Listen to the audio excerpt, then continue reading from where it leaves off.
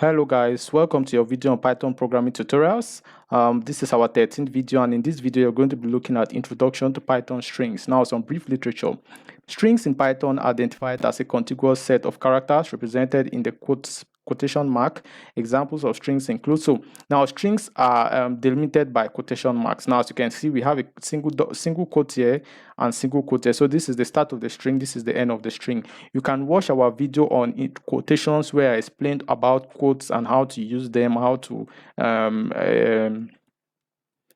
escape quotes, and we learned a lot about quotes. So try to watch the video on quotes and to learn more about this. So we have here, I explained all the different kind of quotes. So we have single quotes, we have double quotes, we have triple quotes, and the advantage of triple quotes is that you can span multiple lines, but it can't happen with double and single quotes. So here we also have triple double quotes, which can also span multiple lines. So as you can see there, these are simple ways of representing string through quotes. Now we also have there are different types of operators. Subset of strings can be taken using the slice operator. We are going to see that, as well as the index operator. With index starting from 0, now string index starts from 0. We are going to see that at the beginning of the string and moving incrementally towards the end of the string. The plus sign when used with string is known as the concatenation operator. We are going to see it when you use the plus operator with strings. It's not addition, it's concatenation.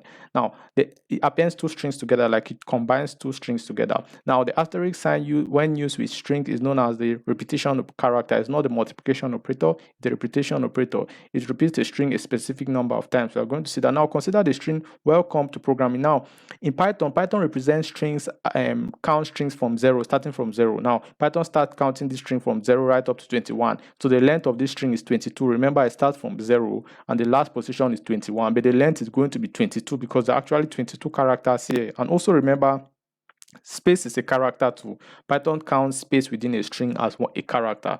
So now Python can also start counting strings from behind, which is -1, right up to the first string, which is -22. So the length of this string is 22. You can count the last string as -1 right up to the first string, which is -22. Now working with text, now let's look at this. Now text, welcome to programming. Length text, as you can see, we printed out the length of the text by assigning it to a variable and then printing that variable out. We have 22. Now that's because we have 22 characters, including the spaces within the string. Now you can also use the index operator. Now index operator is used when you want to get a character at a particular index. Remember, we start from 0 right up to the end. Now so the string using 2 means the item at index 2. Now 0, 1, 2 is going to be L. So as you can see, we have L here. Now the first item, that's index 0 here, item at index 10. You can pause this video and count and be sure you understand what's happening. So index 10 is going to be 0, 1, 2, 3, 4, 5, 6, 7, 8, 9, 10. So you see it's going to be, I think, space. Yeah, 0, yeah, so space. Now we have index -1, like I told you, which is the last item because it counts from -1, -2, -3. Now index -22 is going to be the first item starting from behind, like this -1, counting downwards right up to -21, then -22. Now -21 is going to be the 21 index, which is 0 right up to 21. So it's going to be G. Now you can pause the video and do those calculations on your own. Now text equals welcome to programming. Now you can use the slice operator to extract a portion of the text. Now starting from the 5th to the 9th. Now when you use the last part of this operator, or the second value is 1 less than the index where a 1 plus the index where it should stop. So we are saying we want to extract strings from the 5th index right up to the 9. So 0, 1, 2, 3, 4, 5. So M, 6, 7, 8, 9. So it's going to extract from M to O. So as you can see here, we have M to O. So now here we extract from 0 to 15, which is 0 to 14. 15 is not included. Here when you omit the first part, it's assumed to be 0. So here we are extracting from 0 to 14, which is the same as this above. Now here we are extracting from 4 to 21, which is normally 4 to 20. Here we are extracting from 4 to the n, wherever the n is, so n plus 1. So it's going to start extracting from 0, 1, 2, 3, 4 right up to the n.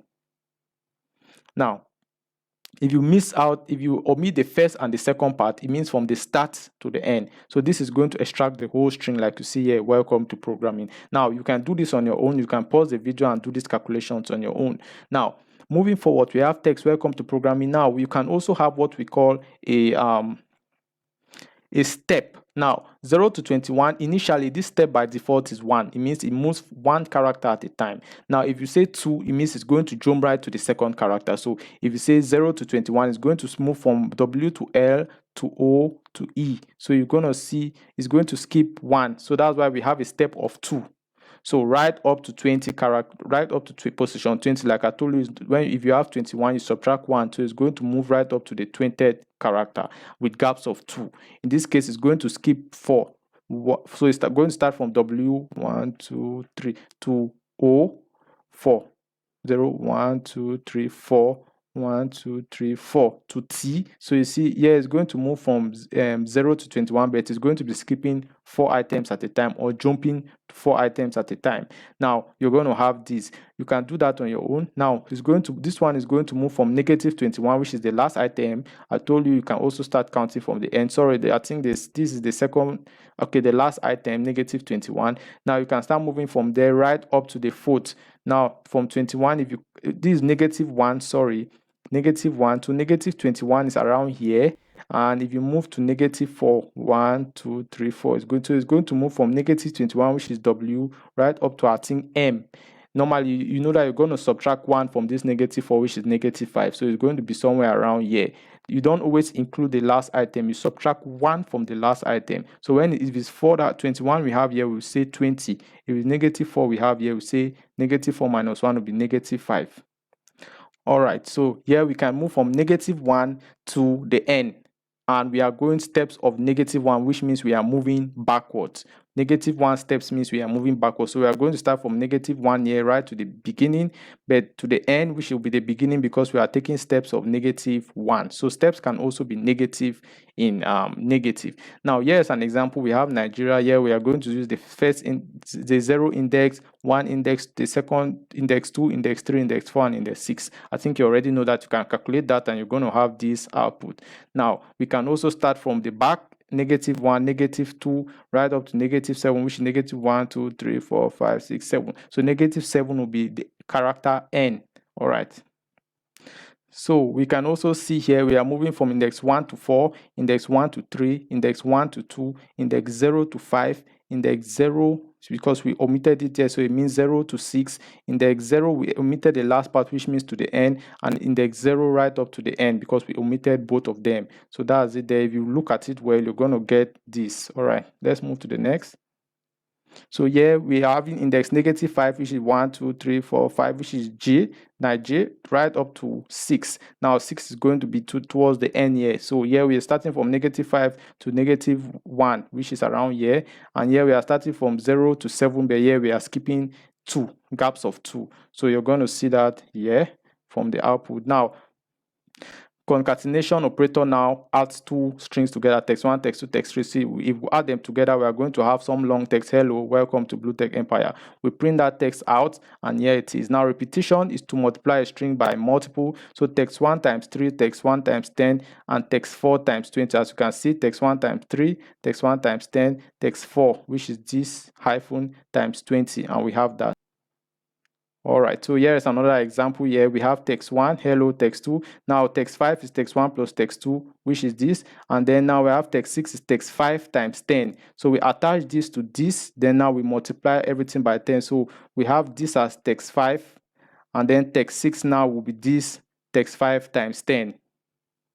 And we have this. So to round things up, strings are also what we call sequences. Sequences like lists and tuples are also sequences like strings. So tuples and lists have similar operators like index and concatenation operator, and the slice operator similar to strings. So in the next video, we are going to look at tuples and lists. All right, have a nice time and hope you learned from this video. Thank you.